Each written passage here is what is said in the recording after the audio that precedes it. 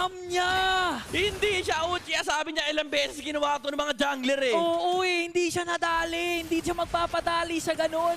Pag silip niya, pre, nag-Tempest of Blades kagad. Ay! Ano sinasabi niyo ngayon? 15 seconds itong si Aaron Shiki. Tingnan natin kung ano nga Uy, plano ng umuwi si Supersonics. Fabian! Oy! Umuwi si Fabian! Naku po, iras na tulungan ng Philippines. Napauwi si Fabian bigla. King Kong, ayun na nga yung multo. Tignan natin. Mukhang aabot naman.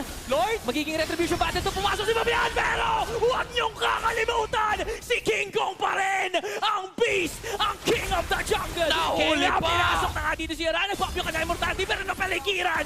Middle lane habang the rest na sa baba.